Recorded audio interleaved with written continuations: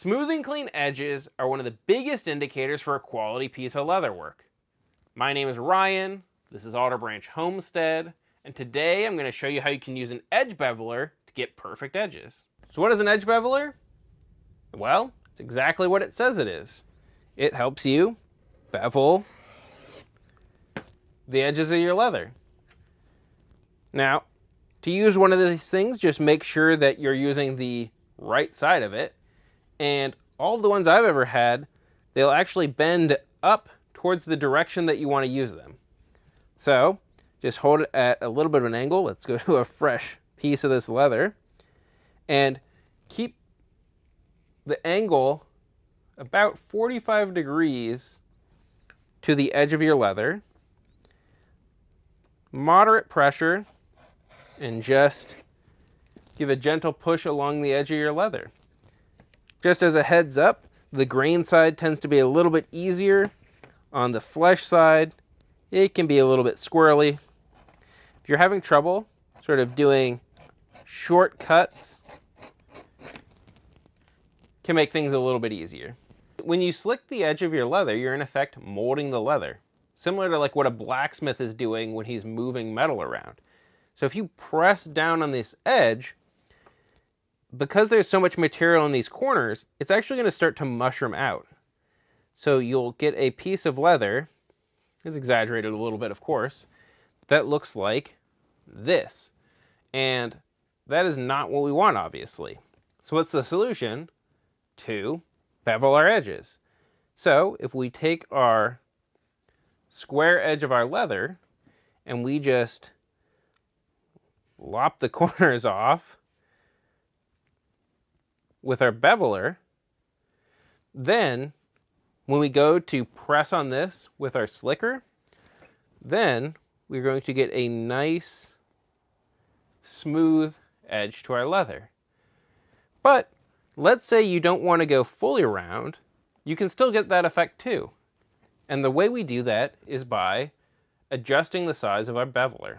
So by choosing the size of your beveler correctly, you can actually adjust what the final product is of the edge of your leather. Now, you can definitely go too far. So if you're using a big beveler, let's say like this one, big beveler, that's not a big one. We want this one. So if you're using a big beveler like this #1 beveler on a piece of 2-ounce leather, you're going to get something like this where you've completely removed the flat spot on your leather. And that's not what you want. But anything short of that is really personal preference. So when you're selecting your beveler, and they come in a range of sizes, use the charts from the manufacturers. They're not standardized in any way, so a #1 from one company might be completely different than a #1 from another company. So keep that in mind. But the guides are really a recommendation, and you can always come down from the size that they recommend.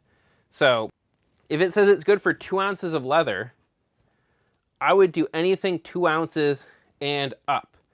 It's always fine to have a little bit smaller of an edge, but once you cross into this territory, it's just not going to look good. So the question is, A, which ones do you buy?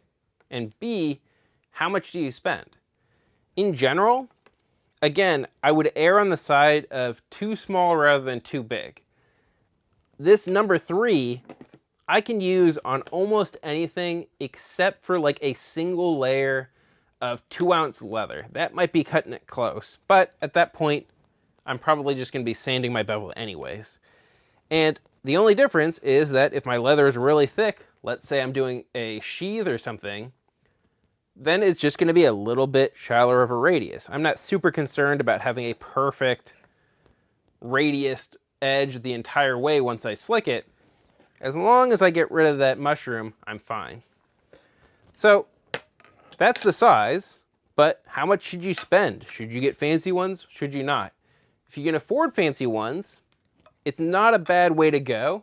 They're going to stay sharp longer.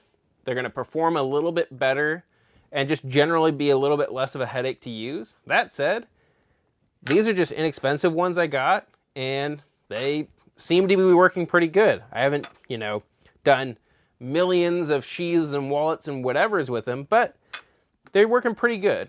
And if you want these exact ones, there's links in the description. They're Amazon affiliate links, so if you buy from those links, I might get a small commission, helps the channel, all that kind of good stuff. But once you pick yours, how do you keep these in tip-top performance? To sharpen this up, all you need is your beveler of choice. You need a scrap piece of leather, and you're just going to bevel a section. Doesn't need to be super long or anything like that.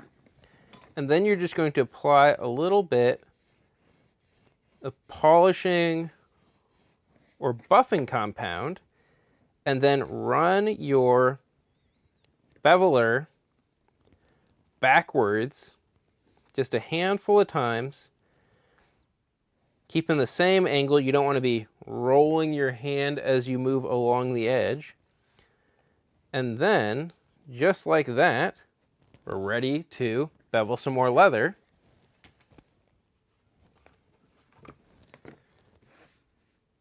Just like that. So I'm pretty partial to these chromium polishing compounds. Be careful when you buy them.